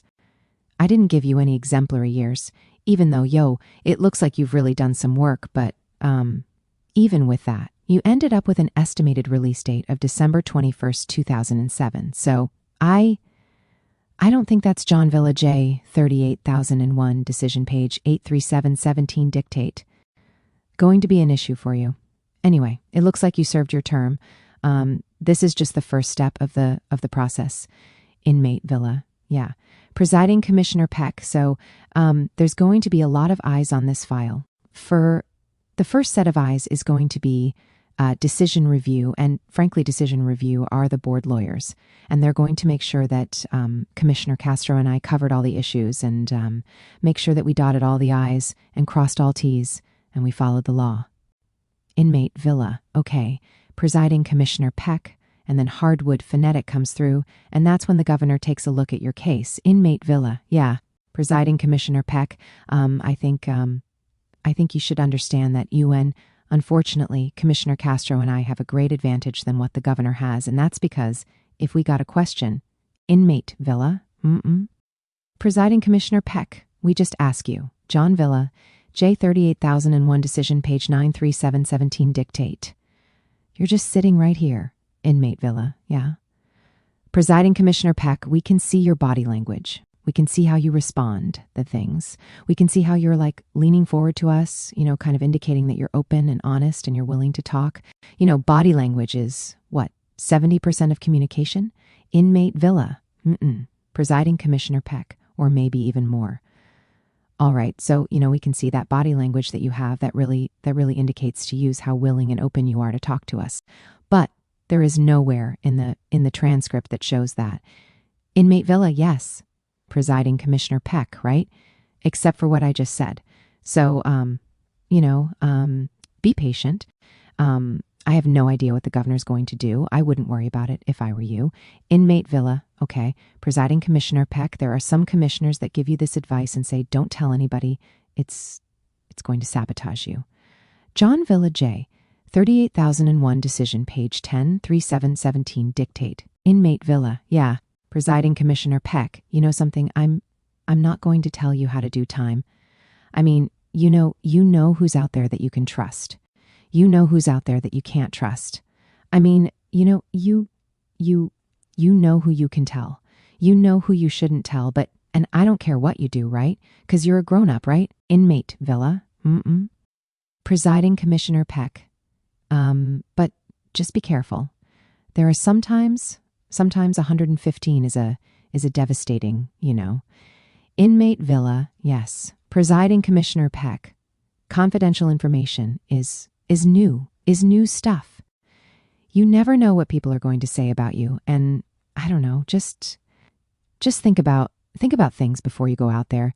Inmate Villa, okay. Presiding Commissioner Peck, you had a question. What were you going to ask me? Inmate Villa, no, I was just going to say that because I do mentor a lot of guys. Presiding Commissioner Peck, yeah, Inmate Villa, and I never seen it before, and it touched me when they called me to the hearing. The whole day room clapped for me, and they said I was going to do this, so I know. Presiding Commissioner Peck, then tell them and give other lifers hope out there that there's a way out of prison. Inmate Villa, I want you guys to know that you guys are the ones giving hope to men that were hopeless. I'm doing everything I can to help, but they got to come in here. Presiding Commissioner Peck, they got to come in here. You know something? Be proud of yourself. You did a really good job today. I was impressed. I don't get impressed easy. You did a really good job. Inmate Villa, thank you. Presiding Commissioner Peck, the time is approximately 4:50. This hearing's concluded. Good luck to you, sir. Thank you. One Inmate Villa, this transcript contains the proposed decision of the Board of Parole Hearings Board, announced at a recent board hearing, and I provided to you in compliance with Penal Code Section 3041.5, Subdivision A4, and California Code of Regulations, Title 15, Section 2254. This proposed decision will become final within 120 days of the date of the hearing as required by Penal Code Section 3041, Subdivision B. Unless the board notifies you in writing before then that the proposed decision has been modified, vacated, or referred to the full board, sitting en banc, due to an error of law, error of fact, or new information pursuant to California Code of Regulations, Title 15, Section 2042. Thereafter, the governor has authority to review the board's decision and affirm, modify, or reverse IT pursuant to Penal Code Sections 3041.1 and 3041.2. John Villa J. 38001 Decision Page 13 March 7th, 2017.